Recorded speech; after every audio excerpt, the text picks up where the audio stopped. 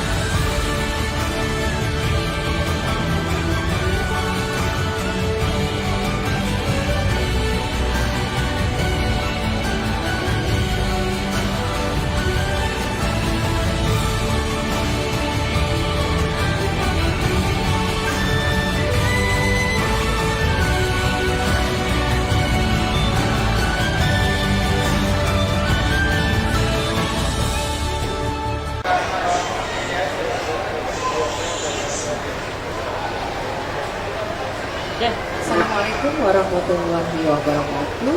Selamat sore pemirsa SUMED TV, Sumatera Melayu Center Televisi. Kami berada di studio virtual 2 Mall Pekanbaru dalam program Talkshow Inspiratif dan Sok-Sok Inspiratif kali ini sangat luar biasa, yaitu bersama Ibu Ilsiawati Ayus, SHMH. Beliau adalah Ketua Kelompok DPD Republik Indonesia, dan dengan tema kita peran DPD RI dalam menanggulangi karhutla dan konflik agraria. Kita akan berbincang dan menyapa beliau di sore hari ini. Assalamualaikum Ibu. Waalaikumsalam. Sehat ya Bu ya? Alhamdulillah. Dan tetap semangat. Always. Baik. Nah, bicara tentang karhutla yang setiap tahun menjadi langganan dari Riau tentang kabut asap dan juga penyebaran api. Nah, kalau sekarang kan sudah ada satelit, ada pendeteksian yang lebih cepat lagi dalam penanggulangan ini. Menurut Ibu seperti apa ya? Pada tahun 2020 di akhir dan 2021 di awal ya Bu ya? Baik, terima kasih. Kapasitas Dewan Perwakilan Daerah terhadap permasalahan yang disampaikan dalam bentuk aspirasi kepada anggota dan atau lembaga DPD, tidak ada yang kita pilah mana yang menjadi ruang kewenangan, mana yang tidak. Sepanjang itu aspirasi, kita serap, kita himpun, dan ditindaklanjuti. Untuk karhutla yang ada di Riau, di Provinsi Riau, satu hal, bukan hal yang baru. Karhutla di Riau sudah menjadi kalender tetap, langganan ya Bu ya, per tahun sepertinya, bahagian dari kalender. Maka seyogyanya itu sudah menjadi bahagian dari program pemerintah daerah, baik di kabupaten kota, provinsi, dan pemerintah pusat. Kenapa saya katakan harus menjadi kalender tetap? Saat dia sudah diagendakan, maka akan terukur segala bentuk kegiatan, tindakan, sampai kepada programnya. Karena apa? Saat kita itu nanti akan disusun di belanja. Kenapa saya sampaikan kata belanja? Karena semua kegiatan, semua tindakan masuk dalam APBD dan APBN. Terukur dia. Saya belum membaca di tingkat prioritas apa dan bagaimana tentang Kahutla ini di budget pemerintah, baik di kabupaten kota, provinsi, dan pusat. Berulangnya kegiatan ini, kita selalu mengambil sikap tambal sulam. Dan alhamdulillah di lapangan banyak relawan-relawan. Ya. Dibantu itu. Relawan namanya juga relawan. Rela maksud saya itu ya kerja tanpa budget ya, betul-betul panggilan hati. Nah, jika ini tidak terukur dari ruang tindakannya, maka otomatis juga anggarannya nggak akan terukur. Jika dia tidak akan terukur, maka nggak teraturlah di lapangan untuk kendalinya. Kalau terukur itu, selain dia kos tetap, sampai nanti kepada kos yang tidak terduga itu udah selesai antisipasi. Nah itu. Kalau di setiap tahun kita mengalami selalu ini menjadi langganan tetap, dan ini sebetulnya kendala apa yang betul-betul menjadi penyebab sehingga ini berulang seperti tadi. Nah, salah satunya kan ada ekspansi mengenai perluasan sawit atau seperti perkebunan. Nah, apakah ini menjadi juga suatu problem yang berulang kali dan tidak bisa teratasi sehingga kebakaran ini terus berlanjut? Nah, seperti apa ini? Sesuatu bisa berulang karena dia tidak masif dalam mengantisipasinya. Sebelum mengantisipasi, tidak masif juga dalam tindakannya. Law enforcement, penegakan hukum itu pasti. Namun yang lebih pasti lagi adalah komitmen. Konsisten komitmen pemerintah kabupaten, kota, provinsi, pusat untuk ini. Nah, kalau dia komit, dia akan membuat skala prioritas. Pada masa, katakanlah bahasa kita, pada masa tidak ada hujan lagi, pada masa saat berhujan, itu sudah terukur tindakan-tindakan. Contoh, baru beberapa minggu yang lalu kita meninggalkan musim hujan. Ideal sekali pada target menjelang habis musim hujan itu kita sudah selesai pada embung air. Coba sekarang disorot, di mana embung air yang sudah siap? Coba saya tanya sekarang, nggak usah jauh-jauh, kita main aja sekarang untuk jalan ke Rimbo Panjang. Coba lihat, nggak ada. Sentral titik api, hati-hati, nama Kahutla 5 meter di bawah, asapnya di sini, apinya di sana. Rentang jarak jangkau, pipa air kah, sedot air kah, tidak semua bisa dijangkau dengan kendaraan. Salah satu kendala ini Bu ya. Dia harus ada alat pompa yang dibawa dengan roda 2, roda 3, roda 4 dan tidak pakai roda. Itulah fungsi embung air. Di mana ada embung standby, dia sedot. Saya belum membaca, mungkin saya kurang informasi, saya mohon maaf, koreksi saya. Tolong petakan kepada saya embung-embung air yang siap untuk masuk musim kemarau ini. di Artinya seluruh 12 kabupaten kota se-Riau. serius. Artinya antisipasi untuk itu berarti belum dilakukan. Saya nggak menghakimi pula di sini. Yang jelas Iya, saya betul. mempertanyakan posisi kita sama. Betul. Yang jelas saya pribadi sudah di Desa Lukit, saya sudah persiapkan lumbung Nanti air. ya, Bu, ya? Saya siapkan lumbung air. Kenapa? Karena di Desa Lukit saya sedang membangun perhutanan sosial, di mana kawasan tanah terlantar yang masuk dalam kawasan hutan, setiap tanah yang berada di dalam kawasan hutan, siapapun yang masuk untuk mengelola tanah tersebut harus seizin Menteri LHK, Lingkungan dan Hutan. Ini yang kemarin Ibu kawal selama 3 bulan dan akhirnya Ya, membuahkan alhamdulillah hasil dapat. yang maksimal ya Bu ya. Ya, nah kita kelola itu hutan, ya kita kelola itu udah tahun lalu. Tapi kita sudah selesai kemarin embung yang kita bikin. Karena apa? Jangan lahannya sudah kita perjuangkan mendapatkan izinnya. Izinnya 35 tahun kali 3 berarti 105 tahun. Kemudian kita sudah investasi akses bantuan modal dengan APBN. Sorry, saya tidak ada mengganggu APBD karena rata-rata kalau keliling untuk cari APBD jawabannya tekor semua, nggak ada duitnya.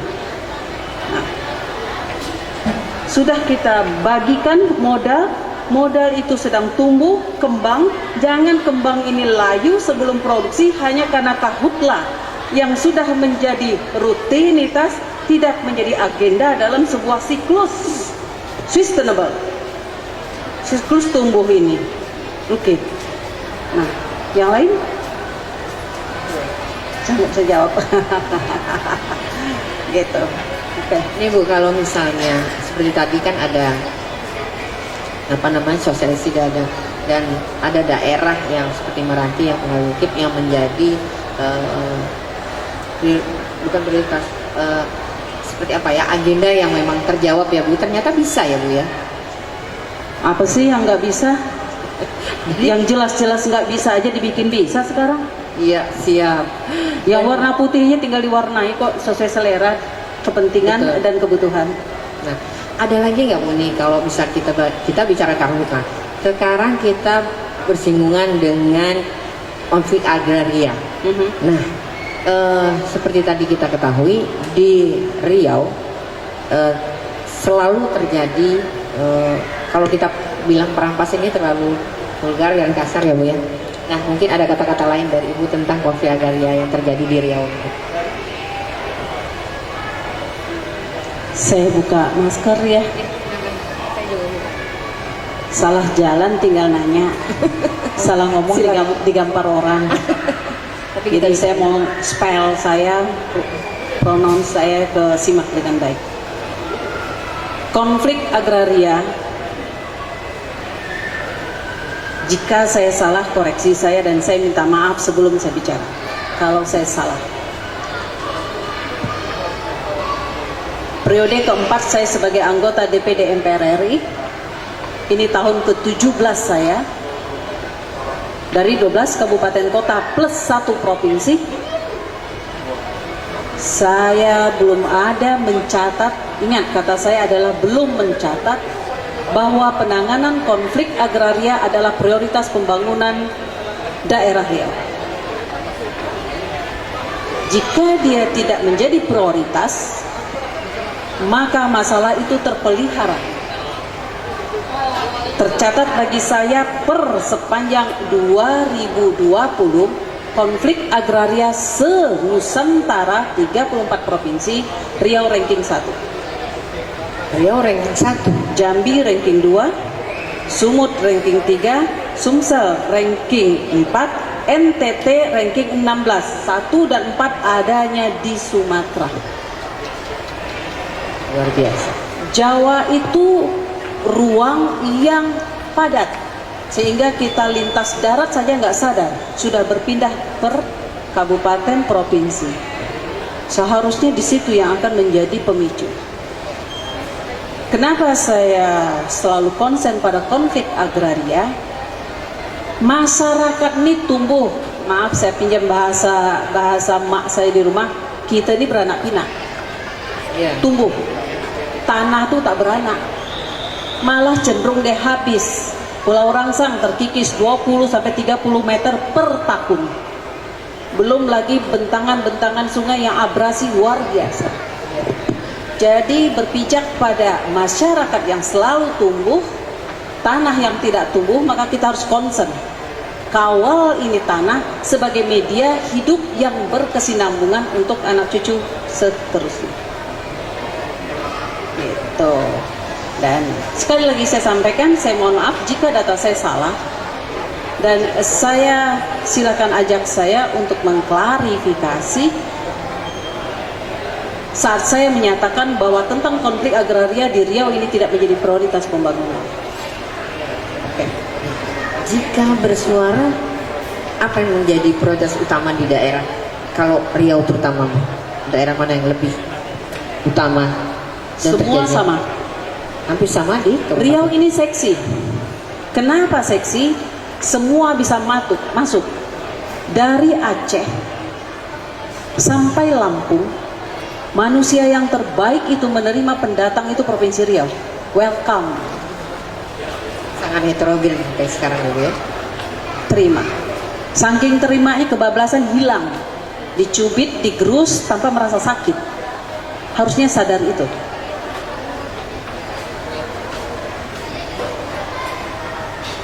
Tata guna tanah itu adalah salah satu bentuk peta yang diberikan kepada yang menginginkan untuk mengelola hamparan tanah di Republik ini. Kalau Mbak nanti mau ngurus HGU atau ya sebatas koperasi, mau ngurus kebun, itu salah satu petanya adalah peta tata guna tanah. Tidak semua tanah ini bisa dihajar dengan sawit, dihajar dengan segala jenis tanaman, nggak mengembalikan tanah endemiknya sendiri. Maka saya kembali ke Meranti itu apa? Insia. Insia itu nama saya, Latin dari kayu merbau. Sejak saya jadi anggota dewan, saya tidak ketemu lagi kayu merbau itu di tanah kelahiran saya. Sementara setelah saya keliling 2 periode di Republik ini, saya baru ketemu merbau itu adanya di Papua. Alhamdulillah sekarang sudah tertanam lebih 200 pohon merbau di Meranti. Di Meranti. Iya, saya kembalikan lagi Insia ke kampungnya. Apa yang membedakan kita saat kita menanam tanaman yang sesuai dengan tanahnya? Nggak perlu pupuk, lempar tumbuh dia. Karena apa? Dia balik ke rumahnya. Dihajar sawit mampus dengan pupuk, perawatan dari bibit, hajar terus, hell. Makanya banyak masyarakat yang selalu latah menginginkan terikat dengan pola KKPA, inti plasma sawit, yang tergerus nanti lama-lama pada sistem ijon, pekulak, dan sebagainya. Kalau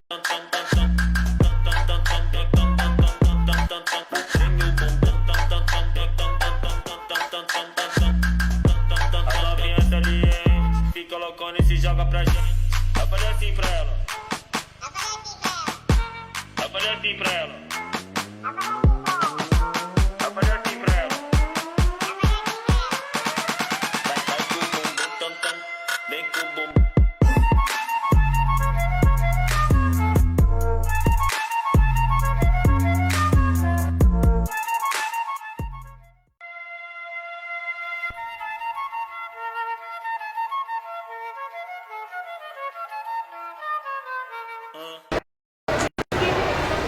Baik pemirsa, masih di Sumek TV, Sumatera Melayu Center Televisi, dan kami masih berada di lantai 2 Mall Pekanbaru Studio Virtual, dan dengan program talkshow inspiratif bersama sosok yang sangat inspiratif sekali, lugas, tegas, dan bersahaja. Baik, masih bersama Ibu Iin, panggilan beliau yaitu Bu Insiati Ayus. Insiawati Ayus. Insiati Ayus. Beliau adalah Ketua Kelompok DPD Republik Indonesia. Bu, kita langsung tentang tadi kita bicara tentang karhutla dan juga tentang konflik agraria. Nah sekarang tentang alih fungsi lahan seperti apa nih Bu? Ya, sedikit saya klarifikasi. Saya ketua kelompok DPD di MPR. MPR. Jadi Ya, kalau ada siap. partai-partai itu ada fraksi-fraksi, ada ketua fraksi, sekretaris fraksi. Nah, DPD ini satu orang disebut satu fraksi. Satu fraksi. Jadi ada jumlah 136, jadi kumpulan fraksi-fraksi disebut jadi kelompok. Itulah kelompoknya. Nah, jadi saya Luar ketua. biasa. Dan Putri Riau yang ketuanya. Alhamdulillah. Nih, kalau nggak prestasi lebih kan nggak dipilih lagi nanti. Siap Ibu. Baik. Alih fungsi lahan. Tadi saya bilang juga pada komitmen. Bicara regulasi tentang keberadaan dan tata kelola hutan di Republik ini sudah cukup dan selesai di tataran regulasi. Yang tidak cukup dan tidak selesai di ruang implementasi. Semua produk undang-undang implementasinya di daerah. Ya, undang-undang yang menyangkut sektor perkebunan di daerah. Nah, disinilah kita melihat dan mengukur para yang terhormat kepala daerah saat konsisten dan komit untuk mengimplementasi undang-undang itu, mengawal sumber daya alam dan sumber daya ekonomi di daerahnya. Saya melihat gini ya. Alih fungsi lahan sangat kebablasan yang dan dilakukan, contoh kayak di Dumai. Tadi bilang itu gambutnya terdalam. Saat 3 tahun nanti berharap buah pasir dari sawit keluar, tapi dengan gambut dalam tetap juga dihajar nanam, bukan buah pasir malah dia tumbang sendiri. Dalam hati saya, ya udah, dia akhirnya dia pun sadar nggak bisa hidup, ya udah dia tidur aja sendiri. Sangat kita lupa bahwa kekuatan alam itu dahsyat, menghajar dan memusnahkan secara diam. Alam, saya sangat meyakini alam punya caranya sendiri menyelesaikan saat kita tidak bisa sadar untuk itu. Nah, mengenai alih fungsi lahan, yaitu alih fungsi lahan untuk ruang yang luas. Para pemangku daerah tutup mata. Pada ruang kapling kecil, masa bodoh. Dua-duanya tidak dalam konteks untuk melakukan verifikasi, identifikasi dari kemampuan tanah yang ada. Itu tadi, seperti yang saya sampaikan di awal, kita tidak menjadikan prioritas tentang tanah ini. Jika itu menjadi prioritas, maka dia akan terukur. Bisa diukur kalau dia diurut. Kita nggak ngurutnya ini sebagai prioritas gitu. Tapi saya juga masuk pada mazhab yang optimis. Optimis saja, pakai ruang gerak yang ada seperti yang udah saya lakukan sekarang. Karena alam juga menunggu kita untuk kita menyentuhnya, dan hukum kausalitas pasti ada nantinya, sebab akibat. Saya berikan nanti alam 1, alam akan memberikan 10, karena itu sudah terbukti. Dan insya Allah besok subuh saya sudah berangkat ke itu Pulau Padang. Kepulauan Meranti kan terdiri dari 4 pulau, 3 pulau besar, Pulau Padang, Pulau Tebing Tinggi, Pulau Rangsang, dan pulau kelahiran saya ini pulau yang terkecil, Pulau Merbau. Merbau itu bahasa kampung kita, kalau bahasa Latinnya Insia. Nah, Sesuai dengan nama. sesuai namanya, karena Betino jadi Wati. Insiawati.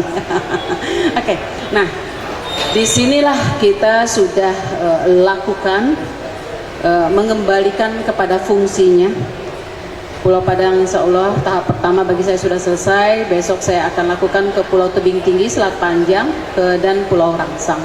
Ya mudah-mudahan lah dapat bersama mengerjakannya, tegas saya katakan tidak akan bisa dilakukan sendiri. Harus sinergi. Sehebat-hebatnya kolaborasi, Robin ya, Bu, Hood, ya. sehebat-hebatnya Robin Hood, tetap dia butuh orang untuk tutup mulut tentang keberadaannya. Apalagi ini bentangan yang luas, Pekerjaan bersama. ini kerjaan bersama. PR bersama ya. Insya Allah kesadaran masyarakat tumbuh. Hanya dengan satu kalimat yang saya sampaikan. Ingat, kita tumbuh, tanah tidak tumbuh. Terus mau kemana? Mars dan planet lainnya masih dalam tahap observasi. Masih tahap mau kemana? Ya sudah, rangkul alam. Ya, dan sebagai putra daerah yang istilahnya ingin juga mengelola tanah sendiri untuk bukan tidak berbagi ya Bu. Seperti apa nih rasa sebagai orang Melayu yang punya tanah di kelahiran, ada tidak rasanya ini semua kabupaten itu dan masyarakatnya, rakyatnya mengelola tanahnya sendiri. Seperti apa Ibu? Saat kita memulai sesuatu, kita harus rekap dulu data. Dan saya sudah lakukan itu data dengan mandiri. Tinggal tidak ada yang sulit. Untuk berangkat niat tidak dan keinginan ya. niat, yes. Kemauan dan kemampuan. Saat saya tidak mendapatkan dari pemerintah Provinsi Riau atau kabupaten kota, untuk saya masuk pada tanah saya harus baca peta. Akhirnya saya tahu peta muka bumi, disebut dengan peta muka bumi, itu ada di Badan Geospasial. Termasuk juga anak muda kalau mau mendapatkan peta mana usia produktif, usia tidak produktif, usia kanak-kanak, tinggal datang ke Geospasial. Saya sudah dapatkan peta perkebunan yang ada di Riau, peta hutan yang tersisa dan hutan yang masih ada di Riau, dari Badan Geospasial. Dari peta itu saya bisa memetakan di mana tanah melalui tangan langsung, melalui tangan pemerintah, melalui tangan mitra dengan perusahaan, Ya. kita dapat masuk untuk mengasuh ini tanah lagi. Biar tanah memberi yang kebaikan ke kita. Sustainable ya Bu ya. Jadi Yes. kita memelihara dan alam pun juga memberikan manfaat bagi kita. Iya, kita kan tadi udah saya bilang Riau ini terlalu baik, dia buka pintu untuk semua, tapi dia lengah. Setelah lengah juga lalai. Jadi kita bergerak saja sebatas dengan kemampuan kita. Karena bagi saya saat dapat memberikan pencerahan kepada masyarakat, tidak ada yang bisa melawan kekuatan rakyat. Insya Allah, amin. Ini yang mau dilanjutkan Bu, sebelum kita Jangan nanti beda diakhiri. tipis antara provokator dan promotor. Baik Bu, ini yang lagi viral dan lagi sedang hangat-hangatnya hot Apa? news sepertinya di Pekanbaru, di Riau. Apa? Nah ini tentang blok rokan. Boleh bicara sedikit Ibu? Blok rokan harusnya harus kalau mau bicara blok rokan saya minta satu episode baru, tapi nggak boleh lah untuk sebagai kalau bahasa Ini pemanasannya dulu. Oh, Ibu. pemanasan. Oke, Nanti oke, saya kasih. seminggu lagi kita bahas khusus saya blok kasih, rokan. saya kasih. Baik, Saya kasih. silakan Ibu. Tanya aja, nanti saya kasih. Apa? Baik, nah ini mengenai blok rokan, seperti kita ketahui ada masyarakat yang memang menginginkan terbentuknya ya perusahaan daerah yang memang mengelola dan ikut bersama-sama untuk mengelola blok rokan. Nah, apakah ada landasan hukum atau apa yang kita bicarakan agar kita ini betul-betul apakah betul siap atau seperti apa nih Bu? Kalau pandangan Ibu sebagai anggota DPD RI. Saya melihatnya sekarang ini nggak jelas ya. Sudah ada, bukan contoh lagi. Saat transisi Bumi Siap Pusako, itu pertama loh di Indonesia. Pengalihan itu, peralihan saat jatuh tempo itu diberikan kepada daerah. Jika kita berada pada posisi dengan atas nama yang paling indah di Republik ini kan kata-kata atas nama masyarakat, atas nama kepentingan daerah, kan tinggal copy paste aja. Dan di ketentuan pengelolaan itu kepada pemerintah daerah, Pemerintah tidak daerah. nama, tidak kelompok. Saat kelompok itu tidak ada, karena dia kelompok, dia wariskan pada kelompoknya. Hei, ini aset punya Riau, yang belum lahir juga punya hak di situ. Jadi nggak bisa dikaping dalam satu kelompok. Atas nama pemerintah daerah. Daerah itu berisi tanah, hutan, air, sungai, manusia, beserta segala isi kandungnya. Tinggal apa ya? Aduh, nggak usah dikasih tahu lagi. Tinggal copy paste lagi. Bagaimana ada BOB, Badan Operasi Bersama, ada Bumi Siap Pusako, tinggal dijalankan. Satu konsorsium nanti di situ yang membagi wilayah-wilayah di mana saja blok rokan itu ada. Kan dia tidak berada di satu kabupaten. Dia ada di banyak kabupaten lainnya, apalagi dia tidak berada pada satu kelompok.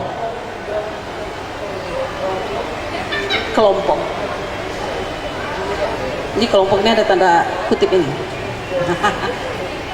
Jadi memang kalau landasan hukum itu kalau memang sudah ada kompetensinya, kita tinggal membentuk apa yang sudah ada. Artinya membangkitkan seperti apa? Apa susahnya sih? Kalau ada yang elok, yang bagus kan tinggal di contoh. Buruk tinggalkan, baik lanjutkan. Sekarang di mana buruk baik tentang BSP? Ambil yang baiknya. Yang paling repot ini kan penonton. Selalu merasa lebih, tahu, lebih bisa daripada pelakunya. Dan tolong mohon untuk ini yang berkompeten sajalah yang bersuara dan yang bergerak. Artinya segala sesuatu itu ada relnya ya Bu ya, dan juga landasan Ya, hukum. regulasi ada. Kalau saya dengar ada BUMA, saya juga bingung ya. BUMA itu badan usaha milik adat katanya. Saya sampai detik ini, saya berada di bagian panitia perancang undang-undang. Rancangan undang-undang tentang badan usaha milik desa, BUMDes saja nggak selesai-selesai. Sementara BUMDes itu sudah ada di Undang-Undang Nomor 6 Tahun 2014, Undang-Undang tentang Desa. Kemudian diusulkan lagi undang-undang khusus tentang BUMDes, ini nggak selesai-selesai. Apa itu BUMDes? Badan Usaha Milik Desa yang mengelola potensi lokal, pemberdayaan lokal. Nah, kalau BUMA, saya belum baca regulasi mana yang nanti yang dipakai landasannya. Ada BUMD, ada BUMN, balik lagi ke desa ada BUMDes. Dan BUMDes belum ada regulasinya tentang BUMA. BUMDes aja masih dalam tahap pembahasan. Ingat, bicara alam, dia dijangkau dengan kearifan lokal. Dia dijangkau dengan segala adab dan adat.